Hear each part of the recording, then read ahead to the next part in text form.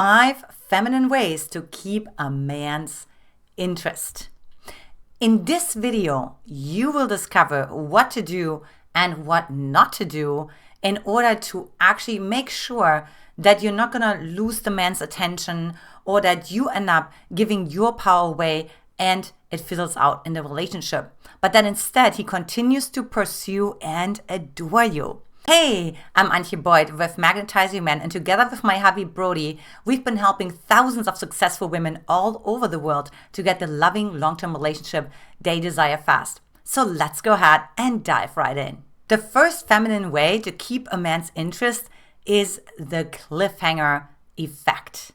Now, what I'm talking about here is, of course, keeping a man in suspense. And why is that?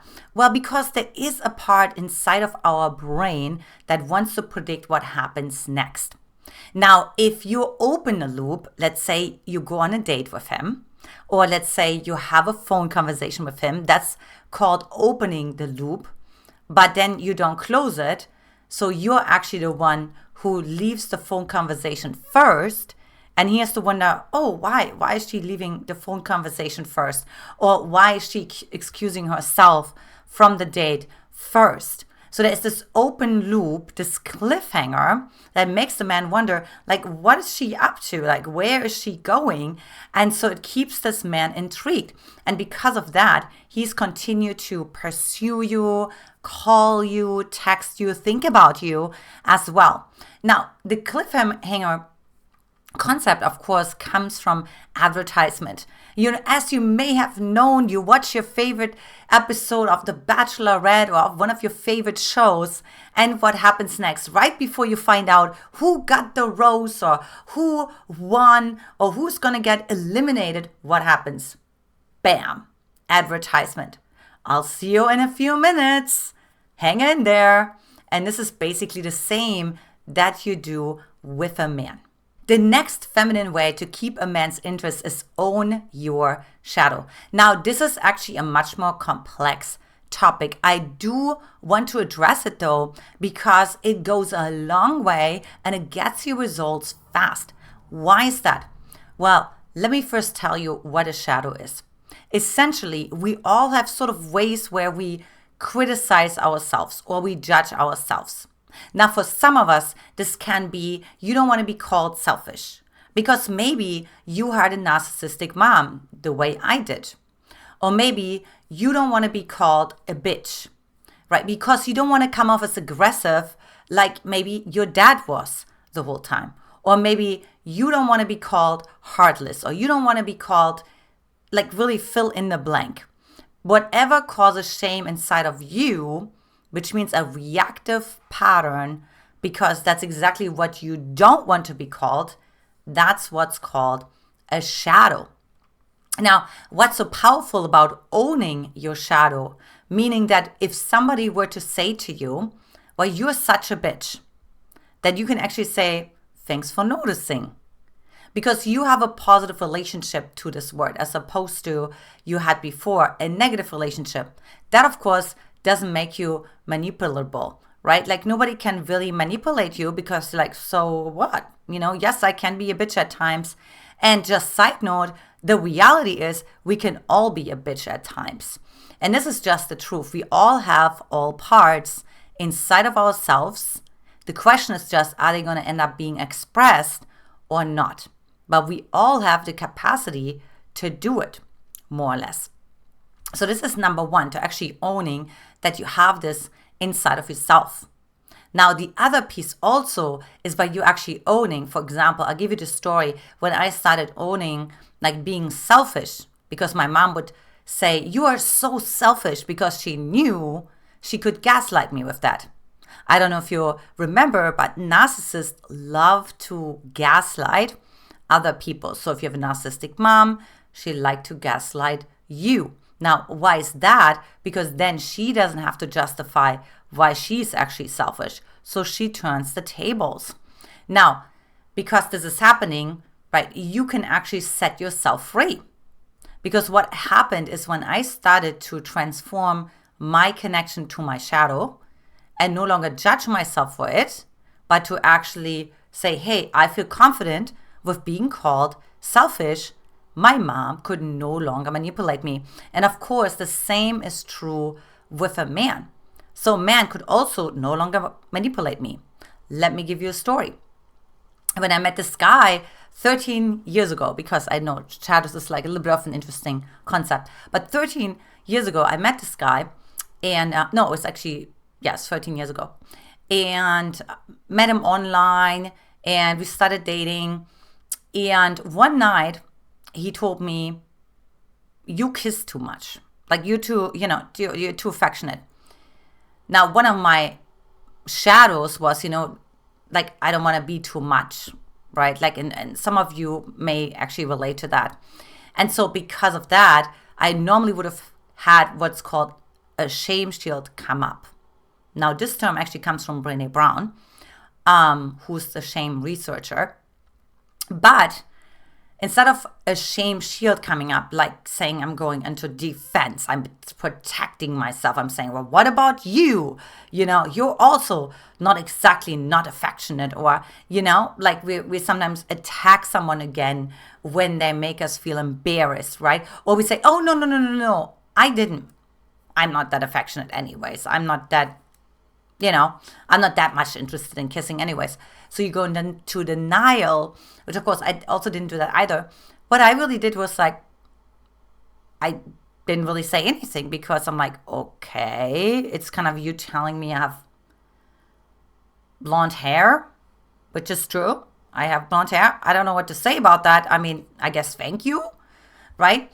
And so I had a new relationship to it. And then he said immediately, oh, no, I'm just kidding. I love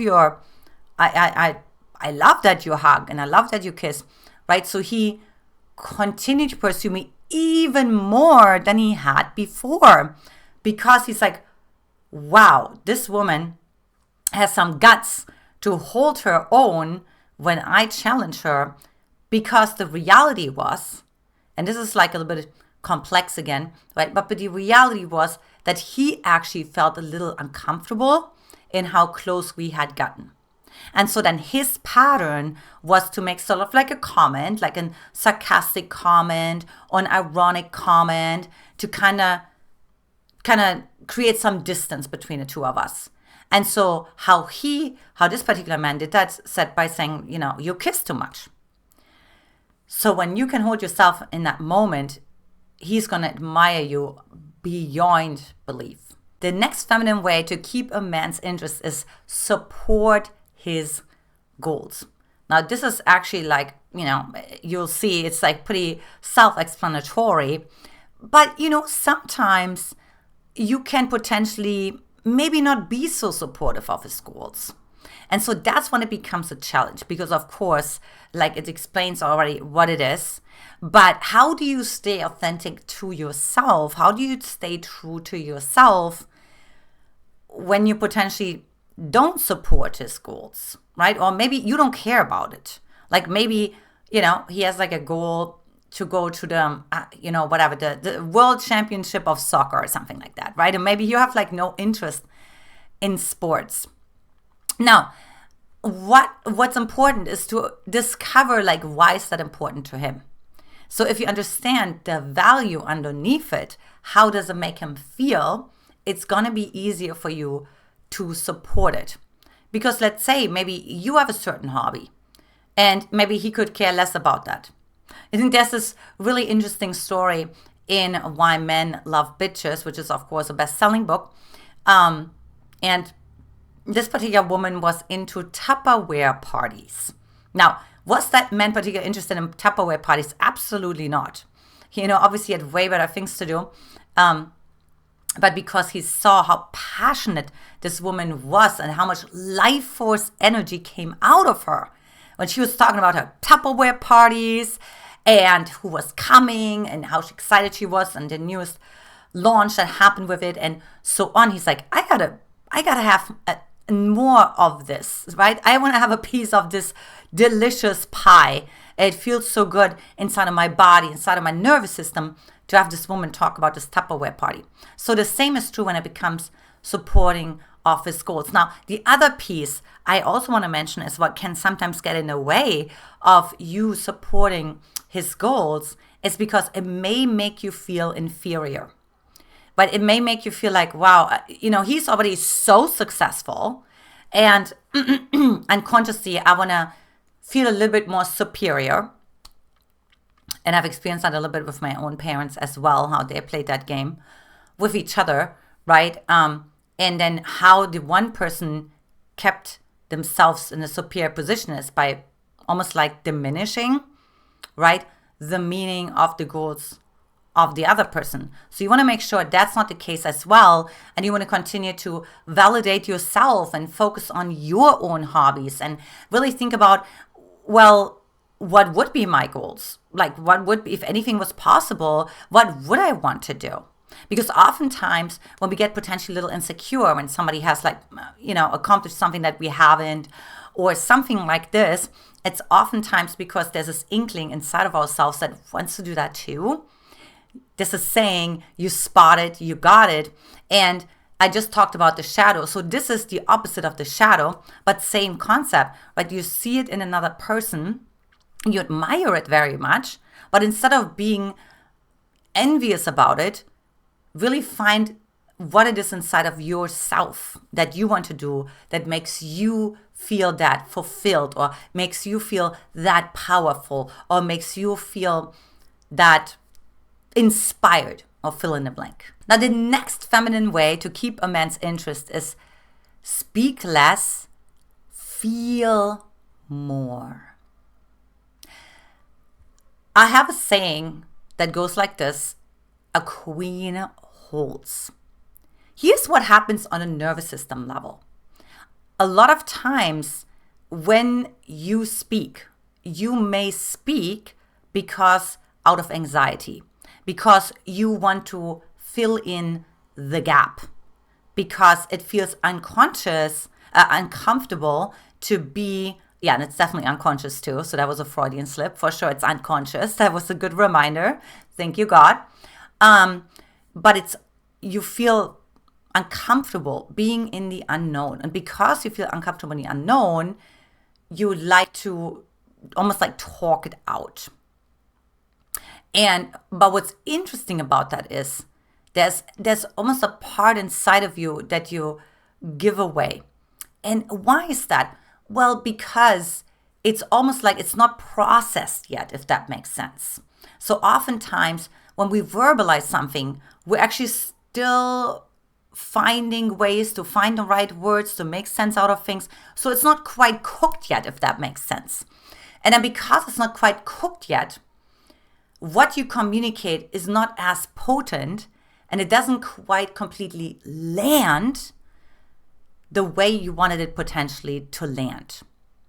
Now, also, you may lose some respect because the man may stop listening because there is so much verbalizing, processing happening that he's trying to figure out, like, how can I help her, or what's the point, or what is she actually saying, as opposed to really saying, let me let that percolate inside of myself, or let's say metabolize, if you will, or digest that inside of myself. Let's say you went to a workshop, or let's say you had a meeting at work or something like this. And there was something that you're processing. And there's something to be said to just kind of see, what is it inside of myself? Like, let me feel into it.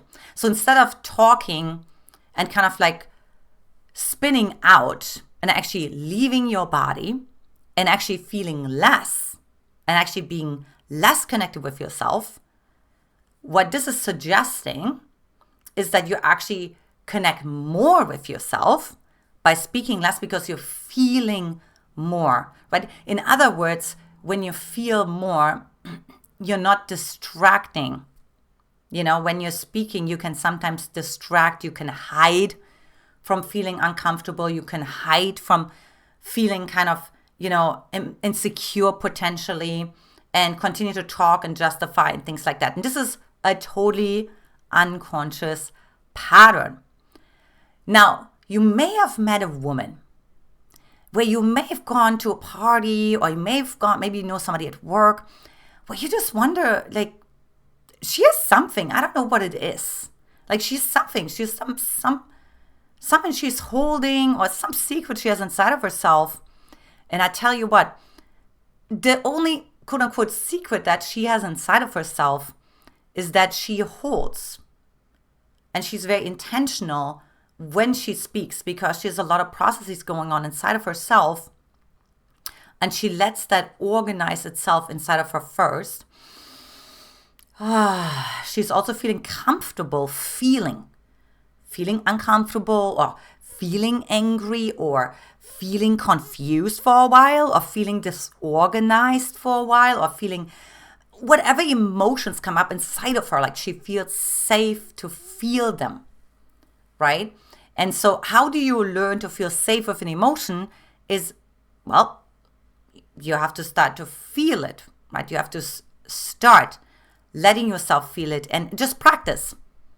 And what you know how you could practice actually is, let's say you have a conversation with a friend, and you could literally say, you know what, like, I could say this and this right now, but I could say that I want to talk about, what we're going to do tomorrow, and I want to talk about, maybe I'm going to talk about someone else to distract from myself, or maybe I'm going to gossip about a situation, or maybe I'm going to, try to help you to distract from how uncomfortable I feel inside.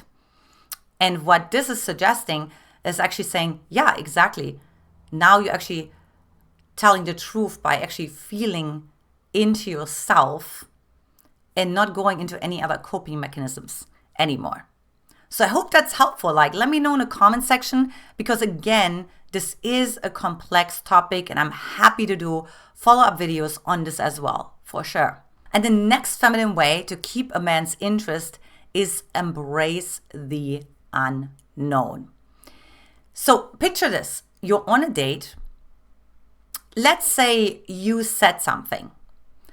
Let's say maybe you mentioned something. Maybe you shared a story, or maybe you shared something vulnerable on the date, let's say. And you don't know yet how the man, what he thinks. How did it land? Is he feeling uncomfortable? Does he agree with you? Right? How does he feel right now? So you're in this unknown.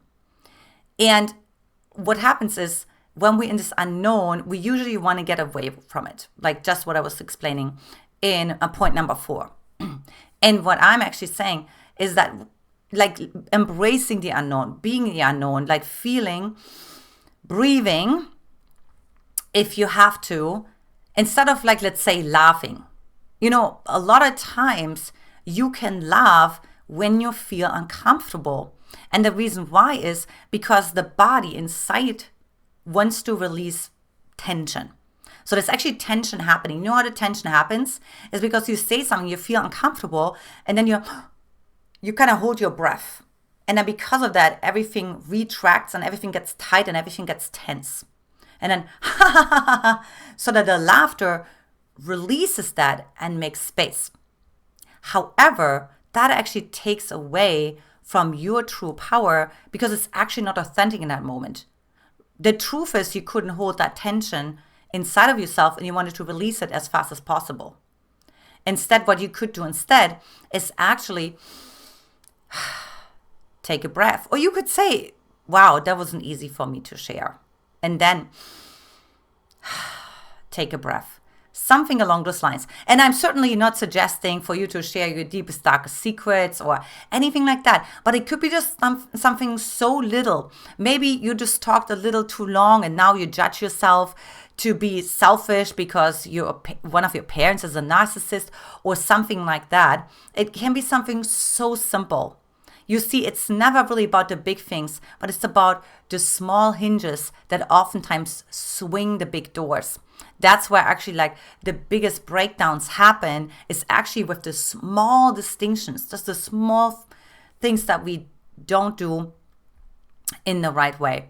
Now, just feedback for you, what we've actually found with that research with men is that men actually don't care if you're insecure, if you feel uncomfortable or any of this in the moment. Like, they like to feel the authentic connection with you.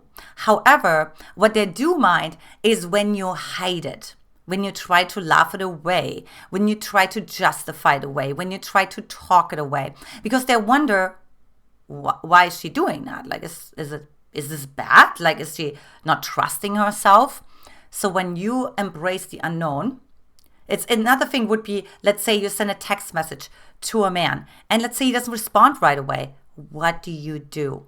What I see so many women do who come to me in the very beginning, when we look at the text message exchanges that they have, I actually see that they text back and they're like, hey, did you get my text? I just want to make sure. I hope you had a good day.